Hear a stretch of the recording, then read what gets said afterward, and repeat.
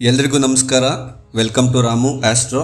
ವೀಕ್ಷಕರೇ, ನೀವು ವೃಷಭ ರಾಶಿಯವರಾಗಿದ್ದರೆ ಹಾಗೆ ನಿಮ್ಮ ಸ್ನೇಹಿತರಲ್ಲಿ ಪರಿಚಿತರಲ್ಲಿ ವೃಷಭ ರಾಶಿಯವರಿದ್ದರೆ ಈ ವಿಡಿಯೋ ನಿಮಗೋಸ್ಕರ. ನಿಮ್ಮ ವ್ಯಕ್ತಿತ್ವ ಸ್ಥಿರವಾಗಿರುತ್ತೆ. ಹಠ ಮತ್ತು ಶ್ರದ್ಧೆ ನಿಮ್ಮಲ್ಲಿ ಹೇಗೆ ಬಂತು ಅಂತ ಯಾವತ್ತಾದರೂ ಯೋಚನೆ ಮಾಡಿದ್ದೀರಾ? ಇದಕ್ಕೆ ಉತ್ತರ ಕಂಡ್ಕೋಬೇಕು ಅಂದರೆ ನೀವು ನಿಮ್ಮ ಪೂರ್ವಜನ್ಮದ ಬಗ್ಗೆ ತಿಳ್ಕೋಬೇಕು. ಇದೆಲ್ಲ ನಿಮಗೆ ಪೂರ್ವಜನ್ಮದ ಕರ್ಮಗಳ ಫಲವಾಗಿ ಬಂದಿರುತ್ತೆ. ಈ ದಿನ ನಾನು ನಿಮ್ಮ ಪೂರ್ವಜನ್ಮದ ರಹಸ್ಯಗಳ ಬಗ್ಗೆ ತಿಳಿಸ್ಕೊಡ್ತೀನಿ. ನಿಮ್ಮ ಪೂರ್ವಜನ್ಮದ ರಹಸ್ಯ ಕರ್ಮಗಳು ಹೇಗೆ ಈ ಜನ್ಮದಲ್ಲಿ ನಿಮ್ಮ ನೋವು, ನಲಿವು, ವೈಚಾರಿಕತೆ ಮತ್ತು ನಿಮ್ಮ ಜೀವನದ ಮೇಲೆ ಪ್ರಭಾವ ಬೀರ್ತಿದೆ ಅನ್ನೋದನ್ನು ನೋಡೋಣ. ವೃಷಭ ರಾಶಿಯವರು ಹಿಂದಿನ ಜನ್ಮದಲ್ಲಿ ಭೂಮಿ, ಕೃಷಿ ಮತ್ತು ಸಂಪತ್ತಿನ ರಕ್ಷಣೆಯಲ್ಲಿ ತೊಡಗಿಕೊಂಡಿರ್ತೀರಾ. ಆಸ್ತಿವಂತರಾಗಿರ್ತೀರಾ, ಭೂಮಿಯ ಒಡೆಯರಾಗಿರ್ತೀರಾ. ಭೂಮಿಯ ಒಡಂಬಡಿಕೆ, ಧನದ ಆರಾಧನೆ ಮತ್ತು ಕುಟುಂಬ ನಿರ್ವಹಣೆಗೆ ಅತಿ ಹೆಚ್ಚು ಒತ್ತು ಕೊಟ್ಟಿರ್ತೀರ. ಹಣವಂತರಾಗಿರ್ತೀರ, ಆರ್ಥಿಕ ಶಕ್ತಿಯನ್ನು ಹೊಂದಿದಂಥ ವ್ಯಕ್ತಿಗಳಾಗಿರ್ತೀರ. ನಿಮ್ಮ ಭೌತಿಕ ಬದುಕು ಸಕಲ ಸೌಕರ್ಯಗಳಿಂದ ಕೂಡಿರುತ್ತೆ. ಒಳ್ಳೆ ಊಟ, ಸಂಗೀತ ಹಾಗೂ ವಸ್ತ್ರಾಭರಣಗಳಿಂದ ಸಂತೋಷವಾಗಿರ್ತೀರ. ನಿಮ್ಮ ಬಳಿ ಐಶ್ವರ್ಯ ಹೆಚ್ಚಾಗಿದ್ದರಿಂದ ನೀವು ಆಧ್ಯಾತ್ಮವನ್ನು ನಿರ್ಲಕ್ಷ್ಯ ಮಾಡಿರ್ತೀರ. ಬೇರೆಯವರ ಭಾವನೆಗಳಿಗೆ ಸ್ಪಂದಿಸಿರೋದಿಲ್ಲ. ಹಠ ಮತ್ತು ವ್ಯಾಮೋಹ ನಿಮ್ಮನ್ನು ಹೃದಯವಂತಿಕೆಯಿಂದ ದೂರ ಮಾಡಿರುತ್ತೆ. ಸಿಹಿಯಾದ ಬದುಕು ಇದ್ರೂ ಆಂತರಿಕವಾಗಿ ಖಾಲಿತನ ಇರುತ್ತೆ. ಆದರೆ ನಿಮ್ಮಿಂದ ಅದನ್ನು ಗುರುತಿಸೋಕೆ ಕೂಡ ಸಮಯ ಇರೋದಿಲ್ಲ. ನೀವು ನಿಮ್ಮ ನಿರ್ಣಯಗಳಲ್ಲಿ ಸ್ಥಿರವಾಗಿದ್ರಿ, ಆದರೆ ಕೇವಲ ಹಣ, ಆಸ್ತಿ, ಲಾಭದ ಆಧಾರದಲ್ಲಿ ಎಲ್ಲವನ್ನು ಅಳೀತಾ ಇದ್ರಿ. ಈ ಕಾರಣದಿಂದಾಗಿ ವೃಷಭ ರಾಶಿಯವರಿಗೆ ಈ ಜನ್ಮದಲ್ಲಿ ಕೂಡ ಮನಸ್ಸು ಸ್ಥಿರವಾಗಿರುತ್ತೆ. ಅಷ್ಟು ಸುಲಭವಾಗಿ ನಿಮ್ಮ ನಿರ್ಣಯಗಳು ಬದಲಾಗೋದಿಲ್ಲ. ನಿಮ್ಮಿಂದ ಬದಲಾವಣೆಗಳನ್ನು ಒಪ್ಪಿಕೊಳ್ಳೋಕೆ ಕೂಡ ಆಗಲ್ಲ.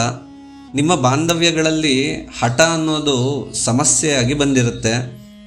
ಪೂರ್ವಜನ್ಮದಲ್ಲಿ ದಾನ ಧರ್ಮ ಮಾಡಿರೋದಿಲ್ಲ. ನೀವು ಐಶ್ವರ್ಯವನ್ನು ಒಟ್ಟುಗೂಡಿಸಿ ಇಟ್ಕೊಂಡಿರ್ತೀರ. ಪೂರ್ವಜನ್ಮದ ಕರ್ಮಗಳ ಫಲವಾಗಿ ನೀವು ಈ ಜನ್ಮದಲ್ಲಿ ಹಲವು ರೀತಿಯ ಕಷ್ಟಗಳನ್ನು ಎದುರಿಸಬೇಕಾಗುತ್ತೆ. ಭಾವನಾತ್ಮಕವಾಗಿ ಹಿಂಸೆ ಹಾಗೂ ಪ್ರೀತಿಯ ಕೊರತೆ. ನೀವು ಯಾರನ್ನು ತುಂಬ ಪ್ರೀತಿ ಮಾಡ್ತೀರೋ ಅವರು ನಿಮಗೆ ನೀವು ಎಷ್ಟು ಪ್ರಮಾಣದ ಪ್ರೀತಿಯನ್ನು ಕೊಡ್ತೀರೋ ಅಷ್ಟು ಪ್ರಮಾಣದ ಪ್ರೀತಿ ನಿಮಗೆ ಅವರಿಂದ ಸಿಗೋದಿಲ್ಲ. ನೀವು ಪ್ರೀತಿ ಮಾಡಿದವರೇ ನಿಮ್ಮನ್ನು ದೂರ ಮಾಡೋ ಸಾಧ್ಯತೆ ಇರುತ್ತೆ. ಸಂಬಂಧಗಳು ನೀವು ನಿರೀಕ್ಷೆ ಪಟ್ಟಂತೆ ಇರೋದಿಲ್ಲ.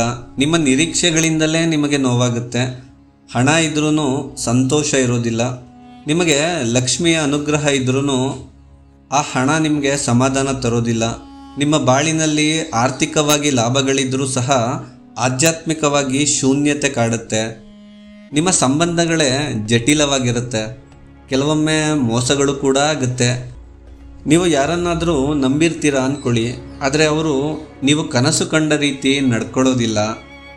ನಿಮ್ಮ ಜೀವನದಲ್ಲಿ ನಿಮಗೆ ಪ್ರಾಮಾಣಿಕ ವ್ಯಕ್ತಿಗಳು ಸಿಗೋದು ತುಂಬ ಕಡಿಮೆ.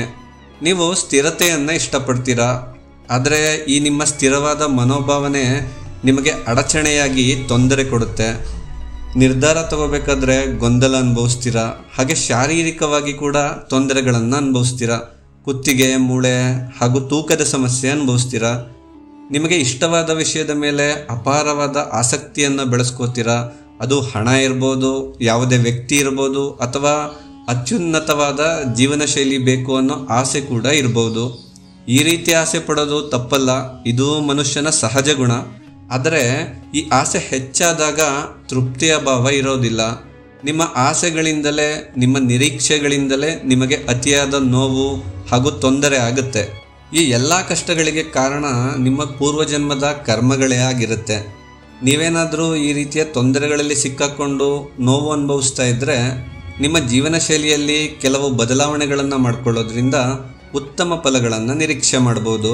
ವೀಕ್ಷಕರೇ, ನಿಮ್ಮ ಮನಸ್ಸಿಗೆ ಆಧ್ಯಾತ್ಮಿಕ ಶಾಂತಿ, ಮಾನಸಿಕವಾಗಿ ಸಮಾಧಾನ ಹಾಗೂ ಧನಾತ್ಮಕ ಬದಲಾವಣೆಗಳು ಬೇಕು ಅಂದರೆ ದಾನ, ಧರ್ಮ ಹಾಗೂ ಸೇವೆಯಲ್ಲಿ ನಿಮ್ಮನ್ನು ನೀವು ತೊಡಗಿಸ್ಕೊಳ್ಳಿ.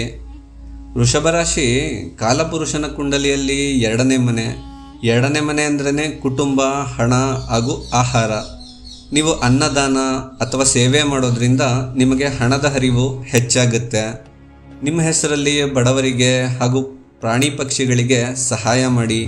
ಗುರು ಅಥವಾ ದೇವಸ್ಥಾನಗಳಲ್ಲಿ ಸೇವೆ ಸಲ್ಲಿಸಿ. ಇದರಿಂದ ನಿಮ್ಮ ಕರ್ಮ ಶುದ್ಧಿಯಾಗುತ್ತೆ.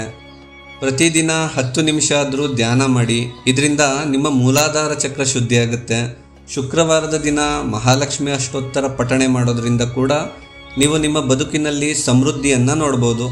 ವೀಕ್ಷಕರೇ, ನಿಮ್ಮ ಹತ್ರ ಹಣ, ಐಶ್ವರ್ಯ ಹಾಗೂ ಲೌಕಿಕ ಸಂಪತ್ತು ಇಲ್ಲ ಅಂದರೆ ಮಾನಸಿಕವಾಗಿ ಕುಗ್ಗಿ ಹೋಗ್ತೀರಾ. ನಿಮ್ಮ ಜಾತಕದಲ್ಲಿ ಶುಕ್ರನಿಗೆ ಬಲ ಇಲ್ಲ ಅಂದರೆ ತೊಂದರೆಗಳು ಹೆಚ್ಚು.